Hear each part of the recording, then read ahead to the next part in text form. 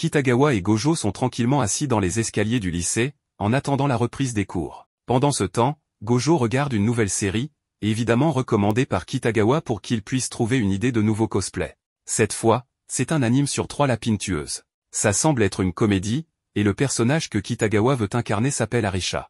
C'est le costume typique de lapine, donc cela ne demande apparemment pas trop d'efforts pour Gojo. Le plus long, c'est qu'il doit regarder tout l'anime pour bien comprendre le personnage et concevoir le costume. Cela dit, il est content de le faire. Kitagawa lui dit qu'il n'a pas besoin de se presser ou de regarder toute la série d'un coup, mais comme Gojo aime bien l'anime, ce n'est pas un souci. Kitagawa précise qu'elle adore les costumes de lapine, que beaucoup de gens en sont fans, ce qui est vrai. Gojo ne le savait pas, mais maintenant c'est bien clair. Kitagawa préfère toutefois les modèles classiques, ceux d'Halloween, parce que ce qui est ancien, traditionnel, reste toujours plus beau, plus apprécié. Elle le dit à Gojo, qui comprend parfaitement, car cela lui rappelle ses poupées Ina, rien de plus classique que ça. D'un autre côté, Kitagawa veut louer un studio pour prendre des photos.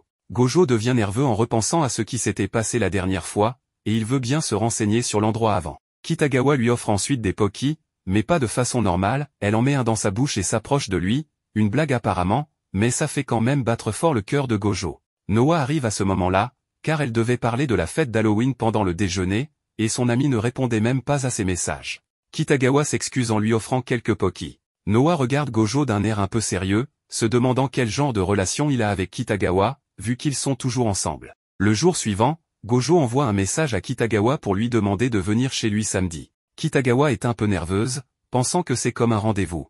Il ne lui avait jamais demandé ça avant, donc elle est excitée. Mais une fois sur place, ce n'est pas du tout ce qu'elle pensait. Gojo est déprimé, le cosplay n'est pas comme il l'espérait. Le costume ne tient pas bien, c'est une pièce unique sans bretelles pour les épaules, donc si Kitagawa le porte, tout risque de glisser. Gojo est déçu de ne pas y avoir pensé. Kitagawa propose d'ajouter des bretelles transparentes, mais Gojo pense que cela dénaturerait la forme du costume. Kitagawa suggère aussi de le fixer avec un clip pour l'ajuster au corps. Ils partent donc acheter des bretelles. Au magasin, Gojo explique la situation à un vendeur en lui montrant le costume de lapine. Le vendeur est un peu surpris, pensant que Gojo veut le porter lui-même, mais il se dit que les temps ont changé, et voyant l'enthousiasme sincère du garçon, il décide de l'aider. Il comprend ensuite que le costume est pour Kitagawa, et s'excuse. Kitagawa, quant à elle, se demande tout de même à quoi ressemblerait Gojo en lapine. Le vendeur leur explique qu'il n'y a pas besoin de bretelles, le costume peut tenir avec des baleines, des coussinets, comme un corset. Gojo se sent un peu bête de ne pas y avoir pensé, mais il décide de s'améliorer. Le vendeur le rassure, en disant que c'est normal de faire des erreurs. Kitagawa demande s'il y a un risque que le costume glisse et qu'elle finisse par tout montrer. Le vendeur répond que non, avec des baleines bien placées, il n'y aura aucun problème. Kitagawa semble tout de même un peu déçu. Ils rentrent chez eux, font les ajustements, et Kitagawa doit essayer le costume. Petit problème, Gojo entre dans la pièce sans attendre qu'elle lui dise d'entrer. Et comme le costume est très échancré, Kitagawa porte des sous-vêtements visibles à la taille, et Gojo les voit. C'est trop pour lui. Kitagawa n'était pas préparé, donc ils doivent sortir acheter des sous-vêtements adaptés pour que rien ne se voie. Ils vont enfin au studio qu'ils ont loué, qui est magnifique, avec différents décors pour prendre des photos. Gojo comprend que les cosplayers ont besoin de ces lieux pour donner vie à leurs personnages. C'est comme ces poupées Gina, il leur faut aussi tout un environnement. Kitagawa a pensé à une solution pour cacher ses sous-vêtements sans montrer trop de peau. Gojo est rassurée, mais en réalité, elle montre plus de peau que prévu. Sauf qu'elle porte des collants couleur chair, donc Gojo, qui a 15 ans, ne fait pas la différence entre de la vraie peau et des collants, ça lui fait le même effet. Il réussit quand même à prendre des photos, Kitagawa est ravi, mais Gojo a besoin d'une pause pour respirer. Kitagawa aime tellement le résultat qu'elle prévoit de porter ce cosplay pour la fête d'Halloween. Elle invite aussi Gojo à venir. Le jour venu, Gojo se déguise en lapin, avec une mascotte géante. Tout le monde va au karaoké, ils s'amusent, parlent de garçons, des nombreux mecs qui abordent Kitagawa, et qu'elle repousse. Gojo se demande s'il a vraiment sa place ici, mais comme personne ne lui dit rien, il se sent intégré. On lui demande s'il veut chanter, mais il ne connaît que les chansons d'anime qu'il a regardées. Les filles parlent des cosplays de Kitagawa, faits par Gojo, et elles sont impressionnées. Elles parlent aussi du maquillage. Un des amis de Kitagawa demande à Gojo s'il maquille aussi Kitagawa, en s'étonnant qu'un garçon sache faire ça. Pourtant, lui-même est déguisé en chat. Un autre ami dit que c'est normal, que son frère aussi se maquille et a étudié l'esthétique.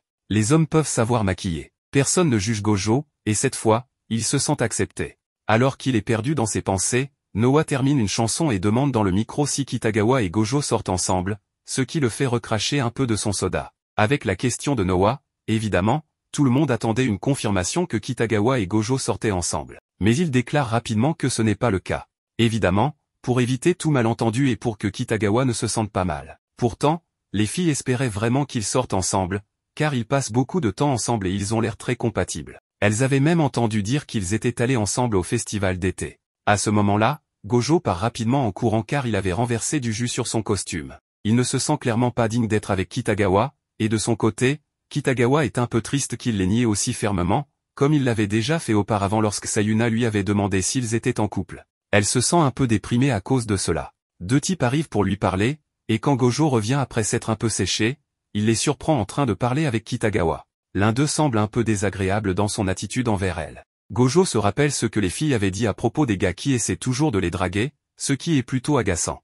Il s'approche donc pour empêcher le type de toucher Kitagawa. Mais en réalité, ce n'étaient pas des types dangereux, c'étaient simplement deux esthéticiens du salon où Kitagawa va habituellement. L'un d'eux l'a critiqué parce qu'elle ne prenait pas assez soin de ses cheveux. Évidemment, Gojo se sent un peu honteux d'avoir mal jugé la situation et s'excuse beaucoup. Mais Kitagawa lui dit de ne pas s'inquiéter, qu'ils l'ont même invité à venir au salon pour une coupe quand il le souhaite. Elle se sent même un peu heureuse parce qu'il a agi pour la protéger, alors elle lui donne un petit bisou sur le costume. C'était mignon, mais Gojo croit qu'elle a claqué la langue, comme si elle était fâchée, et il pense qu'il a fait quelque chose de mal. Elle ne lui dit pas ce qu'elle ressent vraiment, rougit beaucoup, puis finit par partir. De retour en classe, Kitagawa ne vient pas et informe la professeure qu'elle est malade, qu'elle a attrapé un rhume. Tous ses camarades sont inquiets. Gojo lui envoie un message pour savoir si elle va bien et attend toute la journée qu'elle réponde. Mais comme elle ne répond pas, il craque. Il dit qu'il ne se sent pas bien et quitte l'école pour aller chez Kitagawa, sachant qu'elle vit seule. Il lui apporte des médicaments et quelque chose à boire pour qu'elle puisse aller mieux. Quand elle lui ouvre la porte, elle est sur le point de s'évanouir. Il commence alors à prendre soin d'elle. Il lui trouve des vêtements pour qu'elle puisse se changer, car elle est trempée. Il tombe sur les fameux t-shirts de Kitagawa. Gojo lui prépare du riz avec quelques épices pour qu'elle mange un peu. Elle est vraiment mal en point. Elle finit même par pleurer, pensant qu'elle allait mourir de faim, n'ayant rien à manger. Mais maintenant, Gojo est là pour l'aider. Il lui dit qu'elle va bientôt se sentir mieux. Quand il se lève pour faire la vaisselle, elle l'arrête pour le remercier d'être là, juste de l'avoir accompagné. Un peu plus tard, elle commence à se sentir mieux, sa température baisse, et il reste même un peu de nourriture pour plus tard. Le problème, c'est que les amis de Kitagawa arrivent inquiètes pour elle. Gojo ne veut surtout pas qu'elle le voie là, car il avait prétendu être malade pour rentrer chez lui. Il prend alors ses affaires et se cache sur le balcon de Kitagawa, où il finit par attraper froid, car elle vit aux étages supérieurs. Une fois guéri, ils se rendent à un aquarium où a lieu un événement cosplay. Tout le monde est déguisé et peut prendre des photos. Kitagawa est ravie car elle tombe sur Subaru Sugawa, un personnage de Cosmo Lovers. Elle s'approche de la cosplayeuse et lui demande son nom, elle s'appelle Amane Himeno. Kitagawa engage la conversation avec elle, propose d'aller manger ensemble pour discuter et prendre des photos. Mais un problème survient, Himeno a perdu une pince de sa jupe. Kitagawa et Gojo l'aident à la chercher. Ensuite, voyant que ce sont de bonnes personnes, elle accepte de les accompagner. Avant cela, Gojo l'aide à réparer sa jupe, car elle est un peu déchirée. Il transporte toujours ses outils de couture pour Kitagawa, au cas où. C'est là qu'on apprend que Himeno n'est pas une fille, mais un garçon, car ils peuvent tous deux entrer dans les vestiaires masculins sans problème. Gojo est intrigué par son apparence très féminine et se demande ce qu'il utilise pour obtenir cet effet. Il remarque dans sa trousse de maquillage un tube de colle liquide. Il se demande s'il l'utilise pour quelque chose, ce qui pourrait être dangereux. Plus tard, il ose poser la question et découvre que Himeno l'utilise pour coller sa frange afin qu'elle reste en place. Personne ne remarquait ses traits masculins, ce qui étonne Gojo, mais cela ne le dérange pas. Himeno montre alors des photos de ses cosplays tous féminins, très convaincants. L'une d'elles montre Himeno avec une poitrine, ce qui surprend Gojo. Il lui demande si c'est une retouche photo, mais Himeno lui explique qu'il utilise des faux seins. Il propose même de les montrer, ce qui gêne beaucoup Gojo, tandis que Kitagawa est tout excité. Himeno les emmène dans un magasin spécialisé cosplay où l'on trouve tout, et aussi les faux seins qu'elle mentionnait. Ils ont l'air très réalistes, et elle en fait essayer à Gojo pour voir s'ils lui vont. Kitagawa ne peut s'empêcher de trop toucher, ce qui gêne Gojo, même si ce ne sont pas des vrais. Dans ce magasin, il découvre plein d'articles inconnus, maquillage, perruques, etc. Himeno lui explique ses techniques pour paraître féminine, différentes de celles de Kitagawa. Gojo est de plus en plus impressionné. Il se retrouve seul un moment et Himeno lui explique que certaines perruques sont déjà prêtes à l'usage, ce qui est idéal pour ceux qui n'ont ni le temps ni les compétences de Kitagawa ou Gojo pour créer des cosplays fidèles. Gojo comprend et respecte cela. En partant, deux autres cosplayeuses viennent prendre des photos avec Himeno, qui leur demande d'abord si elles ne sont pas gênées par son prénom masculin. Elles sont surprises mais contentes. Himeno avait peur de leur réaction, mais tout se passe bien. Ils prennent tous de nombreuses photos et passent un agréable moment ensemble. Himeno raconte alors comment il a commencé le cosplay. En 2e année de lycée, sa sœur lui a proposé de le maquiller pendant qu'il regardait une émission de drag queens. Elle a réussi un superbe maquillage, ce qui les a poussés à expérimenter. Elle lui prêtait même des vêtements qu'elle ne mettait plus. Il manquait de confiance en lui, se trouvait trop maigre, trop petit. Le cosplay a changé sa vie, il a gagné en confiance. Sa mère l'a soutenu et accepté. Mais à l'université, il a eu une copine qui a découvert ses vêtements. Elle a cru qu'il la trompait, pensant que les hommes ne portent pas ce genre de choses. Il lui a expliqué la vérité, mais elle a été écœurée et lui a demandé de tout jeter. Gojo devient triste en pensant que Himeno a tout abandonné pour elle. Mais non, il lui a simplement dit qu'il avait rompu avec elle. Kitagawa, elle, est émue. Comment peut-on demander à quelqu'un d'abandonner ce qu'il aime? Himeno leur dit qu'il a dépassé cela, qu'il est heureux et continue à faire ce qu'il aime. Il dit que son alter ego cosplay lui donne confiance. Ils passent une bonne journée ensemble. En le laissant à la gare, il le voit enfin en garçon, très mignon, petit et mince, parfait pour paraître féminin. De retour chez lui, Gojo prépare le repas pour son grand-père, puis sort pour accompagner Kitagawa à une séance photo en tant que modèle. Il observe en assistant, impressionné par le travail de Kitagawa. L'assistante lui dit qu'elle travaille souvent en ce moment, et Gojo se souvient qu'elle voulait s'acheter un appareil photo réflexe. Elle économise donc beaucoup. Il voit Kitagawa sous un autre jour, comme si elle appartenait à un monde inaccessible. L'assistante pense qu'il est son petit ami, mais il dément en disant que leur relation est uniquement professionnelle, ce qui laisse l'assistante songeuse. Plus tard, Kitagawa, très bien habillé, termine sa séance. Ils doivent aller à un anniversaire et aller chercher un gâteau. L'assistante se demande pour qui est la fête, car ce n'est pas l'anniversaire de Kitagawa. Elle pense que c'est celui de Gojo et qu'ils sont ensemble, même s'il est trop timide pour l'admettre. Mais il s'avère que la fête est pour Shizuku, le personnage préféré de Kitagawa, celui qu'elle a déjà cosplayé. Elle a acheté des masques de Shizuku et organisé toute une fête d'anniversaire pour elle. Elle est ravie. Gojo comprend alors que même si Kitagawa semble différente lorsqu'elle est mannequin, elle reste la même fille joyeuse et parfois un peu naïve qu'il connaît. À l'approche du festival culturel, la classe de Kitagawa et Gojo décident de tenir un stand de boulettes version roulette russe. Leur professeur annonce qu'ils ont 2 semaines pour se préparer et rappelle que les garçons devront gérer la majorité des tâches physiques. Les préparatifs peuvent se faire avant l'appel, à l'heure du déjeuner et après les cours. Elle les met en garde de ne pas rester trop tard, tout élève restant après l'heure de fermeture verra des points retirés, ce qui pourrait nuire à leur chance de gagner pendant le festival. Lorsque la professeure précise que tous les projets de classe seront notés cette année, la salle s'agite d'excitation. L'idée de décrocher la première place motive instantanément tout le monde. Ravie de cet engouement, elle ajoute qu'en plus des stands et attractions, un concours de beauté aura également lieu durant l'événement. Elle explique que le gagnant rapportera des points spéciaux pour sa classe. Sans hésitation, toute la classe encourage Kitagawa à participer, unanimement convaincue qu'elle est la plus belle fille de l'école. La prof lève la main pour capter à nouveau leur attention et annonce que le concours de beauté comporte une règle spéciale, si une fille participe, elle doit se déguiser en garçon. Les yeux de Kitagawa s'illuminent. Cette règle lui donne la parfaite excuse pour faire un cosplay masculin à l'école. Elle se porte immédiatement volontaire. La classe accepte avec enthousiasme de la voir participer. Kitagawa demande alors à la professeure si elle peut faire un cosplay plutôt que de simplement se déguiser. La professeure confirme qu'aucune règle ne l'interdit. Souriant de toutes ses dents, Kitagawa commence à réfléchir et choisit rapidement de faire un cosplay de Rei, de la série Press Host. À l'évocation du personnage, toutes les filles de la classe poussent des cris excités. Gojo, un peu perdu, se demande si la série est si populaire. Certains garçons avouent ne pas trop connaître, seulement que c'était un anime de type harem qui a eu une adaptation en drama live-action. Il se rappelle que la série avait eu beaucoup de succès à sa diffusion, pas seulement grâce au personnage masculin, mais aussi à son héroïne charismatique. Les filles s'extasient en évoquant l'actrice principale, Miko. Kitagawa est surprise d'apprendre que la plupart connaissent surtout le drama, alors qu'elle ne connaît que le manga et l'anime. Elle déclare vouloir porter le costume de la scène du bento, ce qui fait réagir Miraami. Il avoue avoir regardé le drama à cause de sa petite sœur et que cette scène l'avait fait pleurer.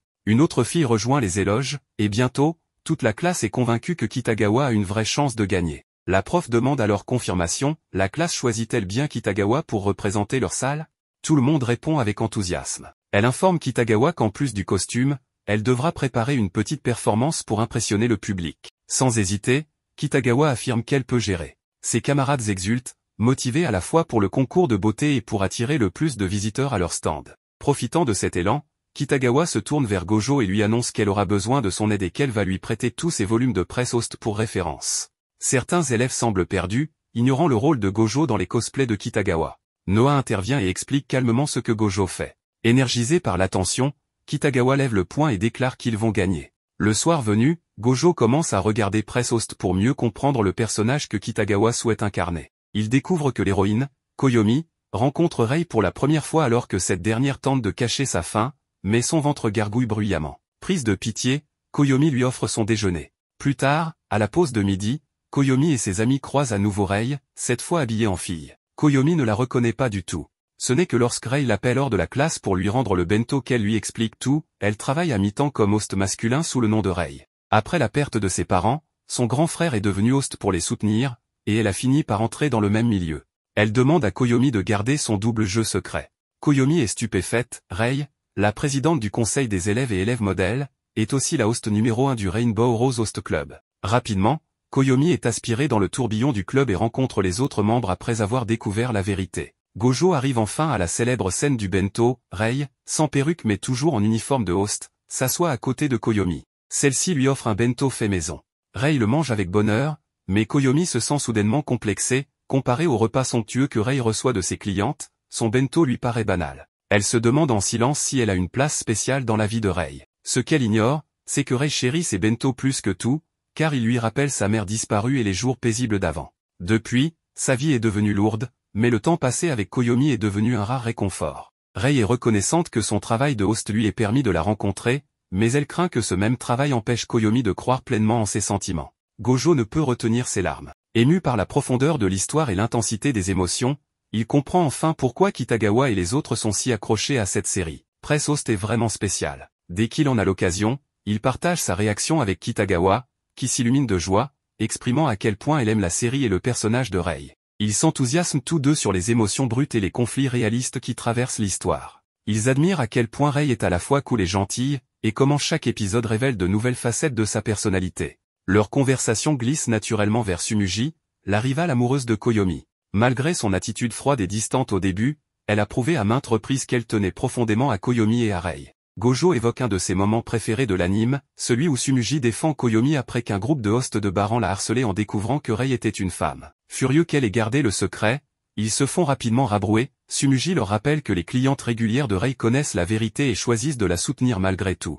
Kitagawa se remémore la scène et s'exclame que Tsumugi est sans doute le personnage le plus viril de toute la série. Gojo montre à Kitagawa l'esquisse d'un costume 3 pièces qu'il conçoit pour elle, pensé pour refléter le charme de Rei. Pour le maquillage, plutôt que de forcer un aspect masculin, il veut un style androgyne, subtil et élégant, à l'image de Rei. Ils évoquent aussi la fameuse rose arc-en-ciel que Rei porte. Plutôt que de l'acheter dans un magasin spécialisé à plus de 1000 yens, Gojo propose d'acheter une rose artificielle et de la peindre même. Kitagawa mentionne qu'elle est un peu petite pour passer pour Rei, mais des semelles compensées régleront le problème. Elle suggère aussi d'utiliser le même tissu que pour l'un des corsets élégants que Gojo lui a confectionné. Mais il refuse, ce tissu est trop voyant. Rei n'a jamais été extravagante, et le costume doit attirer l'attention sur sa présence, pas la masquer. Il explique que Rei a probablement été réprimandé plusieurs fois pour ne pas s'habiller plus brillamment, et qu'ils doivent trouver un équilibre, rien de trop simple, mais surtout pas trop clinquant.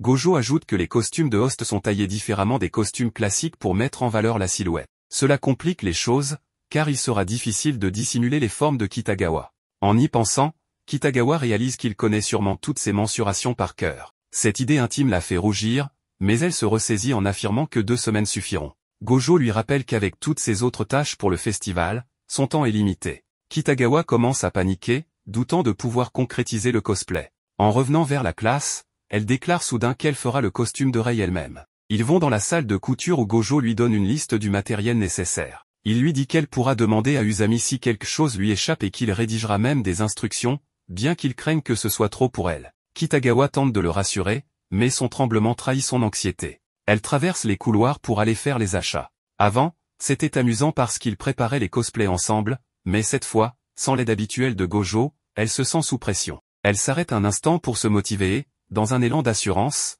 promet de tout acheter correctement et de finir le costume avant de courir hors de l'école. Pendant ce temps, Gojo est rongé d'inquiétude. Il imagine un plan de secours si Kitagawa n'y arrive pas. En repensant à toutes ses responsabilités, il décide qu'il doit croire en ses capacités. Il veut réussir, pas seulement pour Kitagawa, mais pour toute la classe. Lorsque Gojo revient en classe, tout le monde est surpris de le voir. Il explique qu'il est là pour aider à l'aménagement intérieur, mais ses camarades lui disent qu'il n'a pas besoin d'être là et doit se concentrer sur le cosplay de Kitagawa. La confusion règne jusqu'à ce que Noah réalise que Gojo a cru devoir tout gérer parce que la prof avait dit que les garçons feraient la plupart des tâches physiques. Ses camarades insistent, il doit garder son énergie pour Kitagawa. Gojo tente de dire qu'il peut tout faire, mais Shiki l'avertit qu'il s'épuisera. Finalement, Gojo cède et ses camarades lui disent de leur laisser le festival. Les filles ajoutent qu'elles ont besoin de lui pour Kitagawa, car elles sont toutes nulles en couture. Gojo est touché, il pensait qu'il le trouvait inutile, mais en réalité, il compte sur lui pour quelque chose d'important. Quand ils apprennent que Kitagawa est parti seul faire les courses, ils le réprimandent, tout le monde sait qu'elle a tendance à se laisser emporter en shopping. Il l'envoie immédiatement la rejoindre avant qu'elle n'achète n'importe quoi. Gojo court jusqu'à la gare, heureux et motivé. Il appelle Kitagawa et lui dit de l'attendre pour qu'ils fassent les courses ensemble. Ils arrivent à la boutique de tissus, accueillis par Usami, qui remarque tout de suite l'humeur plus joyeuse de Gojo. Il lui montre son croquis que Usami identifie immédiatement comme un costume de host. Gojo décrit le tissu qu'il imagine, et Usami sort un satin mat à l'éclat élégant et discret. Kitagawa et Gojo sont séduits par le tissu, que Kitagawa juge parfait et qu'elle se dit prête à payer. Tandis qu'ils discutent des prochains achats, Usami les observe avec affection, espérant en silence que le résultat final sera magnifique.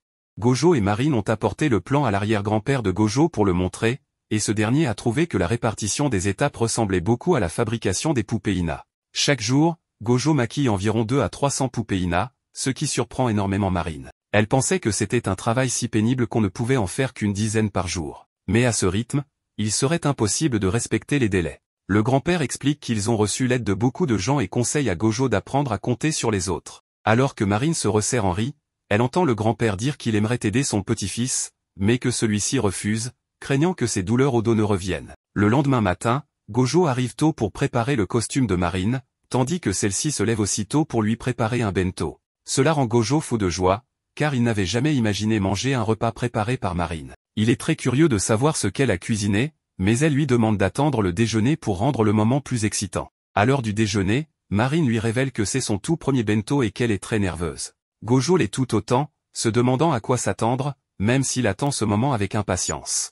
Marine sort alors 2 boîtes contenant des onigiri garnis de viande. Gojo est si heureux que son cœur s'emballe à l'idée de partager ce repas avec elle. Mais celle qui s'emballe le plus, c'est Marine, qui se demande ce que signifient les battements de cœur de Gojo et son expression de bonheur. Elle sent qu'à ce rythme, elle va finir par l'aimer encore plus. C'est la première fois que Marine ressent une telle gratitude pour un simple bento. En tenant la boîte, Gojo sent son poids, chargé des émotions de Marine. Les jours suivants, Marine lui prépare des bentos tous les jours, si bien que le grand-père commence à se dire qu'il va bientôt avoir une belle fille. Pour le concours de beauté de l'école, les garçons porteront des vêtements féminins et les filles des vêtements masculins. Chaque groupe n'a qu'une minute pour défiler, car toutes les classes participent. Marine décide de présenter une performance inspirée de l'appel au col, typique des clubs à la mode. L'original étant long, il propose d'en raccourcir la durée, mais Marine a sa propre idée que tout le monde accepte. Pour la réaliser, ils ont besoin de son et de lumière rappelant un club, et décident donc de demander l'aide du club de décoration.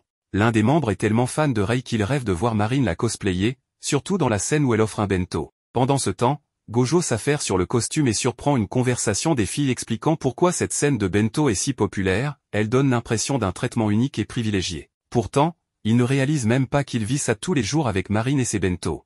Les filles viennent ensuite discuter avec lui de Rei et du film. Gojo ne comprenait pas pourquoi tout le monde l'adorait, même après avoir vu plusieurs séries. C'est logique, car Koyomi est l'archétype de la princesse et ce n'est pas facile à saisir pour lui. À ce moment, Marine a une idée soudaine, elle se transforme en Rei et appelle Gojo princesse, le mettant très mal à l'aise.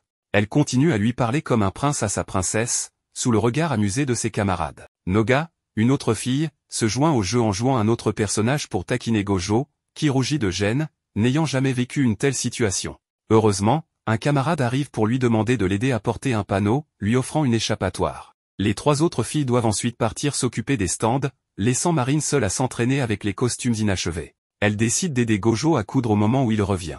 Les filles l'avaient envoyé la chercher pour qu'elle s'entraîne, alors Marine s'excuse et promet de réparer ses maladresses plus tard. Elle avait essayé de recoudre un bouton mais avait échoué, ce qui amuse pourtant Gojo.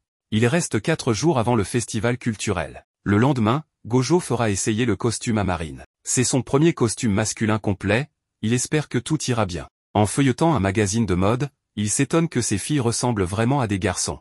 La fois précédente, il avait soigneusement suivi les mesures pour un cosplay féminin masculinisé, mais il sentait que quelque chose clochait. Le lendemain, Gojo apporte le costume pour l'essayage. Pour enfiler ce costume ajusté, Marine doit d'abord mettre un vêtement de compression pour avoir une silhouette masculine. En portant le costume luxueux de Rei, elle éblouit tout le monde. Cette qualité de costume est due au talent de Gojo. Pourtant, il n'est pas satisfait, trouvant la veste légèrement trop grande. En tirant légèrement sur le tissu à l'arrière, l'illusion masculine est parfaite et tout le monde s'exclame qu'elle ressemble encore plus à Rei. Gojo réalise que ces mesures n'étaient pas totalement justes à cause du vêtement de compression. Il décide donc de retoucher le costume, même s'il ne reste que 3 jours. Il veut aussi que Marine paraisse le plus masculine possible, car sur scène, le public sera loin et ne verra pas ses expressions. Cela lui rappelle Chitose, qui, en cosplay féminin, semble parfaitement féminin grâce à des détails subtils. En parlant de lui, Marine présente Chitose à ses amis, qui sont fascinés. Un garçon, croyant voir une fille, demande même à être présenté, mais déchante en apprenant qu'il s'agit d'un garçon. Avant que Marine ne fasse un essai de scène, Gojo se rappelle les conseils de son grand-père, apprendre à s'appuyer sur les autres. Il demande alors aux camarades un peu déçus de l'aider à entraîner Marine à être plus masculine. Ensuite, il leur demande de se tenir côte à côte et de prendre une pose qui convainc les filles que Marine ressemble vraiment à un garçon. À ce moment, Takeru arrive avec de l'eau pour tout le monde et emmène Murakami, qui est gêné de peur d'être jugé fan obsessionnel. Gojo le rassure, chacun a ses passions.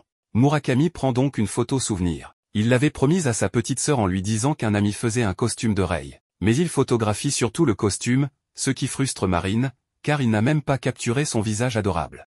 Gojo rencontre des difficultés, car il n'arrive pas à bien réaliser la fleur qui fait partie du costume du personnage de Rei. Il essayait de la peindre à l'aérosol, mais tout est devenu flou.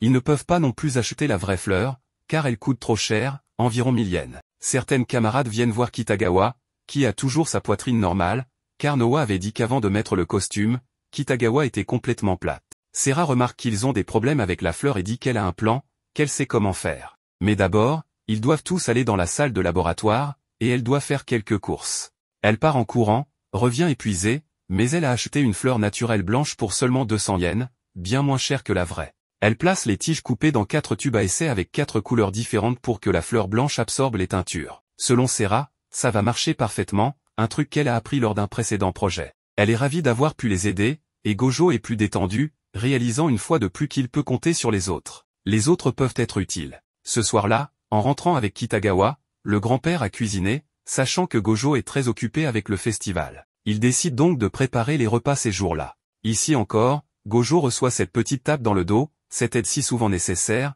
et il comprend que les choses peuvent être simplifiées en acceptant l'aide et en la remerciant. Le jour du festival arrive, et les choses sont compliquées, car la classe numéro 3 mène avec beaucoup de points grâce à leur idée de préparer du curry. Les gens font une queue énorme pour entrer dans leur salle. Gojo prépare des choses pour Kitagawa. Shiki arrive, sachant que Gojo n'a rien mangé, et lui apporte de la nourriture. Il mentionne que la classe 3 est très en avance, que la compétition pour les points est serrée, et qu'il ne reste plus que le concours où Kitagawa va participer. Tout le travail de Gojo peut donc déterminer si leur classe gagne ou non. Il est aussi reconnaissant envers Shiki pour la nourriture. Kitagawa est un peu inquiète, mais très confiante. Elle veut gagner le concours pour sa classe, en puisant dans l'esprit du personnage qu'elle incarne. Avec un regard sérieux et déterminé, elle dit à Gojo qu'elle sera première, qu'elle sera numéro 1.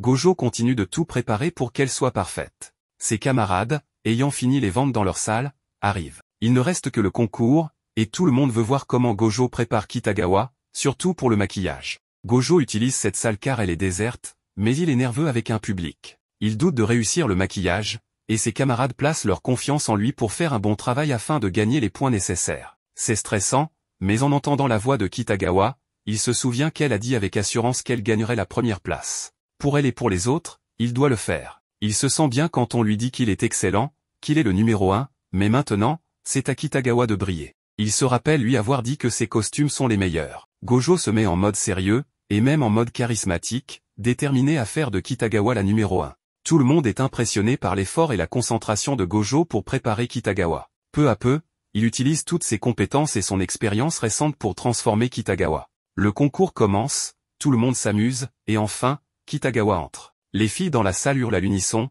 car Kitagawa ressemble incroyablement au personnage de Rei, qu'elles adorent. Même la juge est sous le charme, bien qu'elles doivent rester impartiales. On voit Kitagawa, complètement transformé, comme une autre personne. Gojo, dans le public, ressent quelque chose de familier. Il voit à quel point Kitagawa brille toujours. Chaque aspect d'elle l'impressionne, il l'admire, il est bouleversé rien qu'en la regardant. Ce sentiment lui rappelle quand il est tombé amoureux des poupées Ina. On peut supposer qu'il ressent de l'amour, mêlé d'une profonde admiration. Tout est scellé quand on demande à Kitagawa ce qu'elle veut mettre en avant dans son cosplay, et elle répond, le travail de Gojo. Cela le touche profondément. Kitagawa commence sa performance avec une chanson, ce qui impressionne Gojo et tout le monde. Elle taquine même la juge, la prenant par la taille, et ça lui fait gagner des points. Évidemment, toute la classe gagne, et tout le monde est ravi. Gojo est le plus applaudi, car on dit qu'il est le protagoniste, que grâce à lui et son travail, ils ont gagné. Ils ont même réservé une salle de karaoké pour que tout le monde profite. Gojo hésite, mais comme on lui dit qu'il est le protagoniste et qu'on veut qu'il vienne, notamment pour répondre à des questions sur le maquillage, il accepte. Il s'amuse, discute avec ses camarades, mais à un moment, il a besoin de sortir prendre l'air, car il n'est pas habitué à être entouré de tant de monde. Kitagawa vient le chercher, pensant qu'il était parti, mais il explique qu'il prenait juste une pause. Il lui demande si les autres ne vont pas la chercher, mais elle dit que tout le monde a une certaine liberté. Il parle du festival, de combien tout s'est bien passé, et Kitagawa mentionne sa performance où elle a pris la juge par la taille, ce qui lui a valu des points. Elle se souvient que Gojo l'a aussi prise par la taille et s'arrête là, toute gênée. Gojo remarque qu'il y a d'autres choses à faire dans cet endroit, pas seulement du karaoké. Avec Kitagawa, ils vont à l'arcade, où Gojo s'acharne à gagner un petit chat en peluche dans une machine à griffes. Il y parvient et l'offre à Kitagawa, qui est folle de joie. Il trouve aussi une cabine photo, et comme ils n'ont pas de photo ensemble, Kitagawa veut lui demander de prendre une photo à deux. Mais leur camarade garçon arrive, pensant que l'invitation est pour tout le monde. Ils allaient au bowling, mais d'abord, ils prennent la photo, et au final, tout le monde est sur la photo, sauf Kitagawa. Marine était très contente avec tous ses amis stylistes, qui évidemment s'occupaient de ses cheveux. Elle, toute heureuse, leur montrait la peluche que Gojo lui avait offerte et aussi la photo qu'ils avaient prise tous ensemble, alors qu'elle voulait apparaître seulement avec Gojo, mais cela n'avait pas été possible. Ces stylistes sont très joyeux et l'un d'eux aimerait aussi vivre cette vie, rencontrer un bon garçon et porter de jolis vêtements pour des rendez-vous amoureux. Il parle aussi de certaines chaussettes longues et amples qui sont très à la mode dernièrement. Le point important, c'est quand la plupart d'entre eux s'en vont et qu'il ne reste que le styliste le plus sérieux, qui semble s'appeler Jasejawa. Il reste à regarder Marine un bon moment avant de lui montrer sa coiffure et lui demande si par hasard elle n'aurait pas grossi. Tous les autres s'approchent et disent que ce sont sûrement des idées de sa part, car pour eux, elle est pareille qu'avant. Marine laisse donc passer et continue sa journée. Elle rejoint ses camarades mannequins, très contente, et leur montre à nouveau la peluche qu'elle a reçue et tout ça. Elle parle de la façon dont les filles deviennent beaucoup plus jolies, comme si elles brillaient, quand elles ont un amoureux, un garçon qu'elles aiment, ou qu'elles sont simplement en couple. Marine peut le confirmer avec le cas du mannequin Osasaki, qui a maintenant un petit ami, mais n'avait pas osé le dire parce qu'elle était un peu gênée. Les choses se gâtent à nouveau pour Marine, car arrive Rinko, la responsable qui s'occupe de superviser et d'accompagner les modèles, et qui avait déjà parlé avec Gojo. Elle fixe Marine du regard, et cette dernière pense que, comme elle est amoureuse et heureuse avec le garçon qu'elle aime, elle paraît sûrement plus belle qu'avant. Mais en réalité, ce que Rinko lui dit, c'est qu'elle a grossi. Oui, elle a pris du poids et, l'été arrivant, avec la ligne de vêtements estivales où il faut montrer plus de peau, il est évident que Rinko veut qu'elle retrouve sa silhouette habituelle. C'est un tremblement de terre pour la pauvre Marine, qui ne sent pas qu'il y ait eu de changement dans sa vie. Elle mange comme toujours. Sur le chemin du retour, elle se regarde dans les vitrines et remarque que quelque chose a changé. Elle court directement chez elle et essaie les cosplays que Gojo lui a fait, car si elle a vraiment grossi, ce sera le premier signe. Elle a un moment de joie quand elle voit que l'un d'eux lui va encore au niveau du haut du corps, mais elle se déprime de nouveau en constatant qu'elle a un petit ventre. Oui, la graisse commence à se voir. Elle en parle à ses camarades de classe, qui savent déjà qu'elle suit un régime. Noah avait remarqué que Marine était un peu plus ronde, surtout quand elle a fait le cosplay de Rei, mais n'avait rien dit avant qu'une autre amie ne le mentionne. Personne n'avait rien vu avant. Pourquoi? Parce que dans le cosplay du festival culturel, elle portait des gaines serrées pour masquer ses formes féminines. Notre Marine est donc encore plus déprimée, car elle ne comprend pas pourquoi elle grossit. Selon elle, elle mange assez sainement, des restes le matin, des restes le midi, et le soir elle mange mieux, chez Gojo, avec du poisson ou des plats légers. C'est sans doute le meilleur moment de sa journée, quand elle peut partager avec Gojo et son grand-père. Après le repas, elle fait la vaisselle, mais Gojo lui dit qu'il est tard et la renvoie chez elle, en lui donnant comme toujours un petit déjeuner préparé pour le lendemain. Marine repart contente, car c'était des boulettes de riz avec du poulet, des champignons et d'autres ingrédients. Mais là, elle réalise quelque chose, chaque fois qu'elle dîne chez Gojo, en rentrant chez elle, elle mange encore ce que Gojo lui avait préparé pour le lendemain. Évidemment, c'est ça qui la fait grossir, car elle le fait depuis longtemps. Le lendemain, elle en parle à Gojo, qui est surpris car il n'avait rien remarqué. En réalité, son poids n'a pas tant changé, mais comme Gojo la voit tout le temps, les différences passent inaperçues. Elle lui dit que c'est surtout au niveau du ventre, qu'elle a maintenant une petite bedaine, et qu'elle doit commencer un régime. Elle est triste, car tous les cosplays faits par Gojo ne lui vont plus. Elle s'excuse, mais Gojo s'en fiche, il dit qu'on peut toujours ajuster les tailles et que c'est normal de ne pas rester identique. Mais Marine refuse d'accepter cela. Elle dit qu'elle va maigrir, qu'elle fait déjà plein d'abdos. Gojo se rappelle qu'il y a toujours une section sur les régimes dans les magazines de cosplay et que les gens s'entraînent beaucoup pour être en forme. Il comprend alors que Marine mange ses petits déjeuners le soir, ce qui fait une double portion, en plus des repas de reste. Beaucoup trop de calories. Il conclut que si elle change ses habitudes, elle retrouvera vite son poids normal. Ensuite, Marine lui demande de l'accompagner faire quelques achats. Ensemble, ils achètent des chaussettes longues et amples, très à la mode, que Gojo l'aide à ajuster. Mais ce n'était pas seulement pour ça, elle voulait aussi tester son nouvel appareil photo qu'elle avait tant attendu et pour lequel elle avait travaillé dur. Gojo est surpris mais heureux, même s'il a un petit frisson quand Marine dit qu'elle l'a choisi par intuition, juste parce qu'il s'appelait Kisem, donc elle a pensé que M pourrait être Marine. Finalement, elle voulait aussi s'acheter ses vêtements et s'arranger les cheveux, car comme elle ne peut pas encore refaire de cosplay, c'était une bonne façon de tester sa nouvelle caméra. Il commence donc à prendre des photos un peu partout, Marine s'amusant avec Gojo, parlant de son régime, des repas, de l'été, de tout ce qu'ils feront ensemble, de sorties avec leurs amis, pour créer de nouveaux souvenirs. Gojo est enthousiaste et ravi avec la caméra. Marine adore l'effet de flou à l'arrière-plan. Le lendemain, un nouveau festival de cosplay a lieu. Marine va y aller, mais cette fois non pas comme cosplayeuse, mais comme photographe. Gojo aussi, car il a découvert un matériau intéressant pour fabriquer des épées, accessoires et autres objets pour cosplay. Il est devenu fan d'un créateur appelé Kira, qui fait des vidéos complètes sur le sujet, et il avait convenu de le rencontrer à cet événement. Marine voulait surtout y aller pour voir Amane, qui allait se déguiser en Hokuto, un autre personnage féminin qui lui irait sûrement très bien. Et comme Gojo s'est créé un compte pour suivre Akira, Marine lui demande aussi son pseudo afin qu'ils puissent se suivre mutuellement, ce qui la rend très heureuse. À la fin de la journée, Marine passe directement chez Gojo pour prendre des photos de son grand-père. Celui-ci est touché de voir à quel point elle s'est donné de la peine pour acheter la caméra et accepte de poser. Marine était venue spécialement pour ça. Dans une autre scène, nous assistons à un événement de cosplay où Gojo et Marine sont venus. Marine s'en va pour rencontrer d'autres cosplayers, laissant Gojo seul. Gojo doit retrouver Akira, qui va lui apprendre à fabriquer une arme. Dans la scène suivante, on voit Suzuka et Marine. Marine montre son appareil photo à Suzuka, qui remarque qu'il a beaucoup progressé en choisissant un appareil comme le sien. Ensuite, ils attendent Amane, qui fait du cosplay en fille. Il note qu'il doit être en retard aujourd'hui. Marine dit à Suzuka qu'elle lui a envoyé un message et qu'il a répondu qu'il s'était changé pour un cosplay féminin. On voit alors ce garçon qui se change et vient rejoindre Marine, mais en chemin, il rencontre un photographe. En le rencontrant, il s'arrête pour prendre des photos, et bientôt, de nombreux photographes affluent. Après un moment, Marine arrive sur place.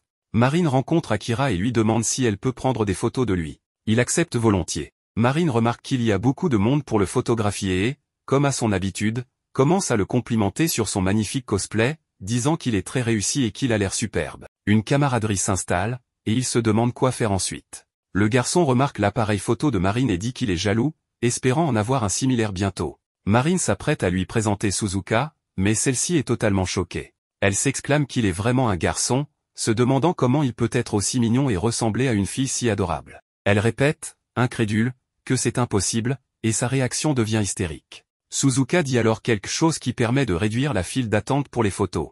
D'autres choses se passent, et Marine commence à photographier Amane.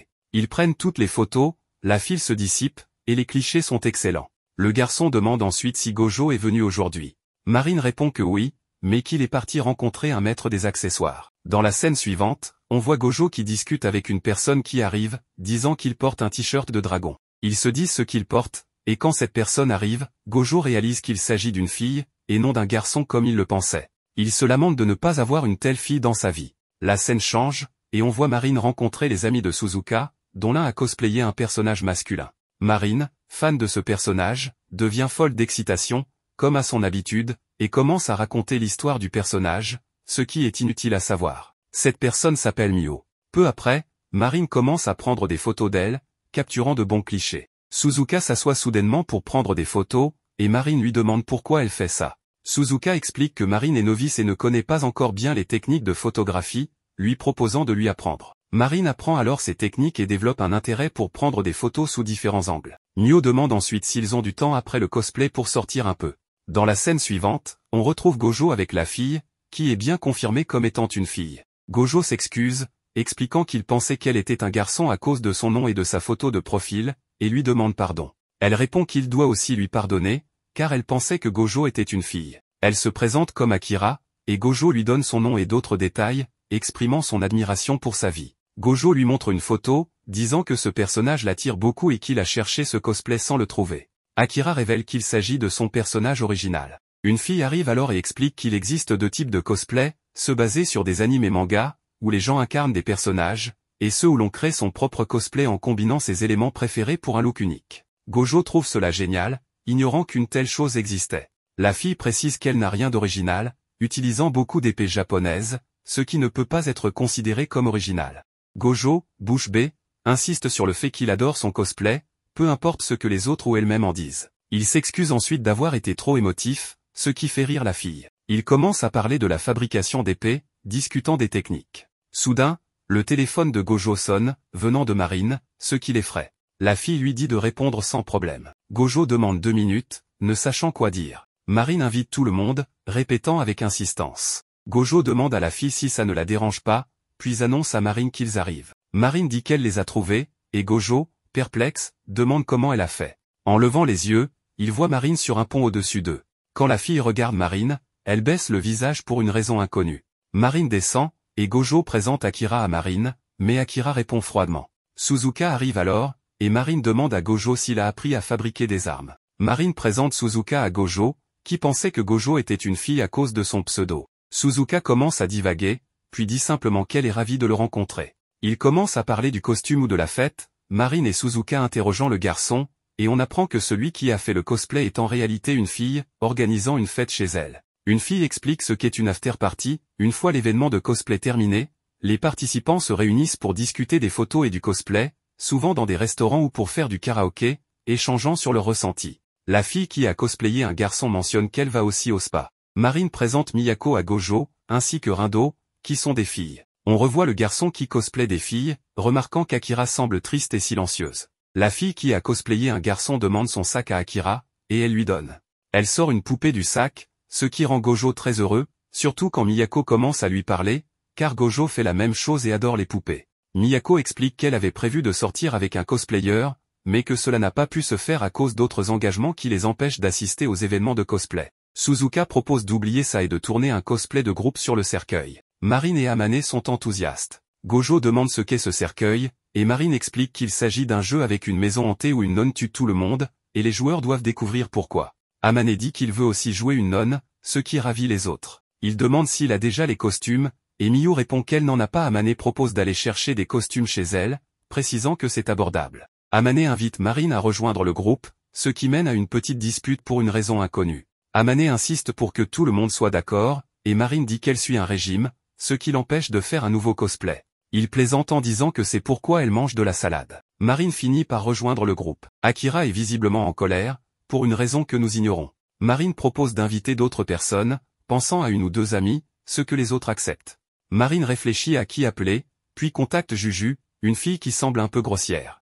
Sayuna n'était pas très contente de l'appel de Marine. Elle savait qu'il y avait quelque chose derrière et, quand Marine a commencé à lui dire qu'elle voulait faire un cosplay d'un jeu vidéo d'horreur, alors que nous savons bien que Sayuna n'aime pas le genre horreur, et qu'il fallait 2 personnes supplémentaires pour incarner 2 personnages, Sayuna a répondu que la dernière fois elle avait aimé, mais que ça ne l'intéressait pas et elle a raccroché. Clairement, elle n'était pas intéressée par ce type de cosplay, non seulement parce que ce serait avec beaucoup plus de monde, y compris des gens qu'elle ne connaît pas, mais aussi parce qu'il s'agit d'une histoire d'horreur. Le problème, c'est qu'à ce moment-là, sa sœur Shinju arrive et lui demande avec qui elle parlait. Sayuna lui raconte tout. Shinju, ravie, explique qu'elle adore ce jeu vidéo et serait enchantée de voir sa grande sœur faire le cosplay d'un des personnages. Mais Sayuna ne lui avait pas dit qu'elle avait refusé. La déception dans les yeux de Shinju en disait long.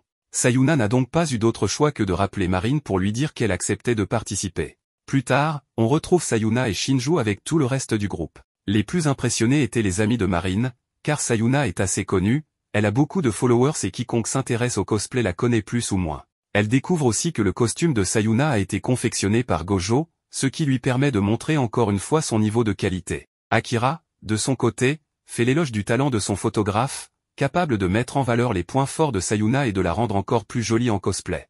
Évidemment, Shinju rougit, car c'est elle sa photographe. Mais comme il fallait encore 2 personnes pour incarner 2 personnages du jeu, elles invitent aussi Shinju à faire du cosplay. Ce n'était que sa 2e fois et elle doutait de pouvoir le faire, mais elle accepte surtout parce qu'on lui donne le rôle principal. De son côté, Gojo ne veut pas rester en dehors. Bien sûr, il ne fera pas de cosplay, mais il propose d'aider autrement. On lui dit qu'il peut contribuer à la scénographie et aux préparatifs, mais aussi qu'il doit jouer aux jeux vidéo, qui durent 7 heures, pour mieux comprendre l'histoire. Marine n'hésite pas et l'invite chez elle pour jouer, profitant du week-end. En parallèle, il semble qu'Akira n'aime pas trop Marine ou qu'il y ait un problème entre elles. C'est ce que remarque Himeno. Quand Akira sort fumer une cigarette, Himeno sort aussi pour lui parler. Pendant ce temps, les amis de Marine apprennent qu'elle avait fait du cosplay de Rei lors du festival scolaire, mais qu'il n'y a aucune photo ni vidéo, car c'était interdit. Elles sont déçues de ne pas l'avoir vue. Rei est un personnage très apprécié, et elle trouve génial qu'une fille fasse un cosplay masculin. Dans la conversation, Himeno parvient à tirer d'Akira qu'elle n'aime vraiment pas Marine et qu'il y a une raison derrière cela.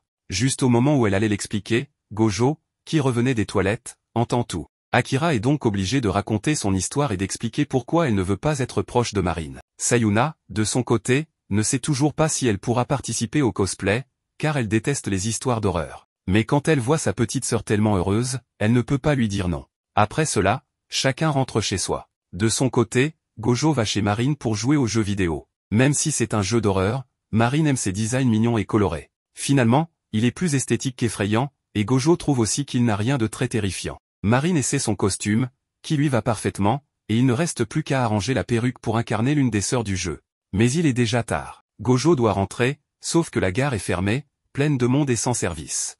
Il est trop tard pour repartir. Marine lui propose alors de passer la nuit chez elle. Gojo n'en revient pas. Il n'imagine pas rester là.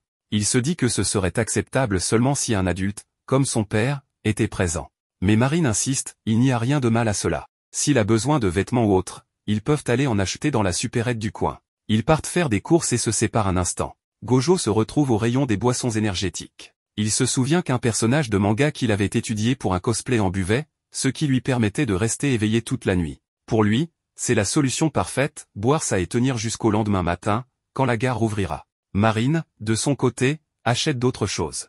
Mais quand elle le rejoint, elle le trouve dans la zone réservée aux plus de 18 ans. Outre les boissons énergétiques, il y a aussi d'autres produits. Elle interprète mal la situation et pense qu'il achète ce genre de choses pour une raison particulière. Elle lui demande pourquoi il prend ça. Gojo lui répond que c'est juste pour ne pas dormir pendant la nuit. Marine comprend tout autre chose. Elle commence à croire que peut-être, cette fois, il va se passer ce qu'elle imagine. Elle se rappelle qu'elle aussi avait déjà voulu être plus proche de lui. Peut-être que cette nuit-là, ce sera enfin le cas. Ils rentrent chez eux après avoir fait des courses, et Gojo la remercie de l'avoir laissé rester chez elle. Gojo ajoute que s'il était rentré chez lui, il aurait sûrement attrapé froid et serait tombé malade. Mais Marine s'en moque. Marine remarque qu'elle a fait des achats dans le panier et se souvient que Gojo a acheté quelque chose pour le bébé ce soir-là. Gojo lui demande si elle va prendre un bain. Puis il ajoute qu'il va jouer à un jeu et qu'elle peut prendre son bain et revenir. Dans la scène suivante, on voit la fille aller prendre son bain et se préparer pour la nuit. Mais contrairement à ce qu'elle pensait, rien de tel ne se passe car Gojo a pris une boisson énergisante. Ensuite, Marine revient après avoir pris son bain et dit à Gojo qu'elle a pris son bain. Elle ajoute que maintenant il peut aller prendre le sien. Gojo répond merci, je vais prendre un bain. Puis Gojo part se laver. Marine, assise dans le salon, se demande comment Gojo a pu influencer son esprit et ce qu'il a pensé. Elle se dit qu'elle n'a pas envie de faire quoi que ce soit avec lui pour le moment, mais que si Gojo veut le faire elle ne reculera pas. Puis elle se reprend en disant qu'elle n'y croit pas. Dans la scène suivante, on voit Gojo, qui n'est au courant de rien. Il pense à boire une boisson énergisante toute la nuit et à jouer à des jeux. Puis Gojo revient après son bain, avec un t-shirt de Marine avec une de ses personnages préférés. Gojo est assis pour jouer à des jeux et remarque que Marine est assise à l'écart. Il lui demande pourquoi elle est assise si loin. Il ajoute qu'elle peut s'asseoir un peu plus près. Marine se demande ce qui arrive à Gojo aujourd'hui, pensant qu'il ne voulait pas dire ça. Elle demande si elle peut s'asseoir à côté de lui. Gojo répond oui, bien sûr. Elle s'approche alors et s'assoit. Marine pense qu'il ne saute pas beaucoup d'étapes. Elle se sent gênée et finit par tomber. Gojo s'approche d'elle et lui demande si elle va bien. Marine répond Gojo peux-tu arrêter, j'ai besoin de manger d'abord. Dans la scène suivante, on voit Marine manger des nouilles instantanées. Marine est heureuse car elle dit qu'elle était nerveuse, mais qu'en mangeant quelque chose de chaud, elle se calme. Gojo la regarde simplement avec étrangeté, se demandant pourquoi elle serait nerveuse.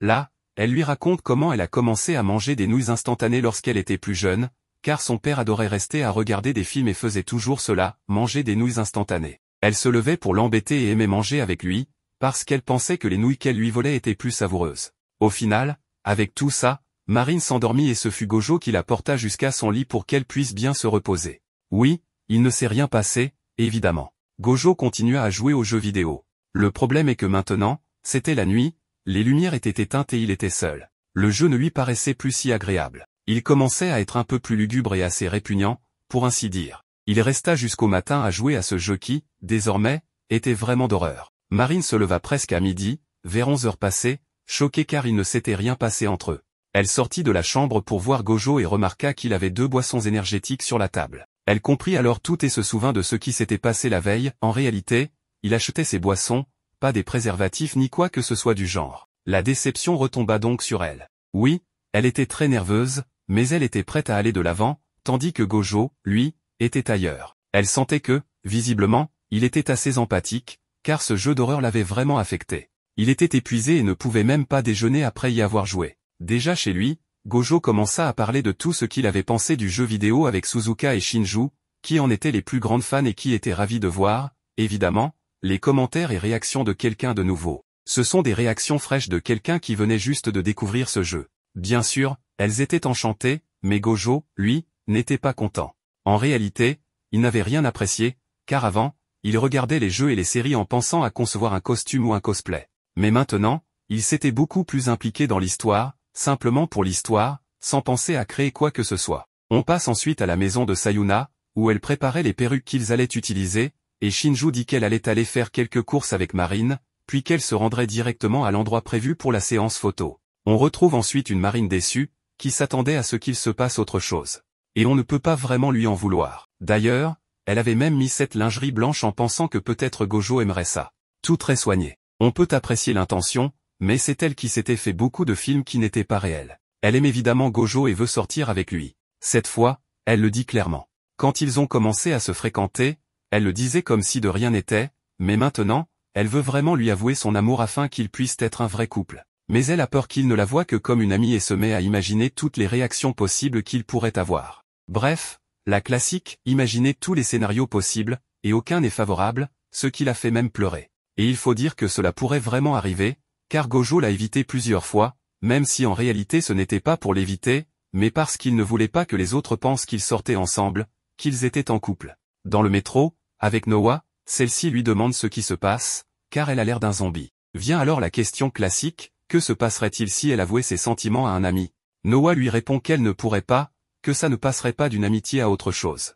Bref, encore une déception pour Marine. Elle arrive ensuite chez Gojo et la première chose qu'il lui dit, c'est si elle peut repartir. Non pas parce qu'il ne veut pas d'elle, mais parce qu'il avait préparé du poisson à manger et, comme Marine est au régime, il n'avait rien de prévu pour elle. Mais comme il se souvenait d'un détail que Marine lui avait dit à un moment donné, preuve qu'il faisait attention même aux petites choses, Marine décide de rester, disant que ce jour-là, elle fera une exception à son régime. Au final, comme tous les soirs, elle finit par dîner en famille avec Gojo et son grand-père. Elle est ravie. Avant de partir, cette fois, elle demanda à Gojo de l'accompagner à la gare. Elle avait envie de lui déclarer son amour, mais elle n'a pas pu le faire. Elle n'a même pas pu le regarder dans les yeux. Elle lui demanda simplement si elle pouvait revenir le lendemain. Ce que Gojo tenait déjà pour acquis. Jusqu'à maintenant, elle s'était toujours laissée porter dans leur relation, mais à présent elle a peur de faire le pas directement. Pourquoi? Parce qu'il pourrait la rejeter et tout gâcher. Sur le chemin du retour, elle pensait à tout cela, et 2 types l'abordèrent en lui disant qu'elle était très jolie, mais il suffit d'un regard sérieux de Marine pour qu'il n'insiste pas davantage. Elle a le moral au plus bas et se dit qu'après la séance de cosplay, elle avouera à Gojo qu'elle l'aime. Elle est décidée à le faire.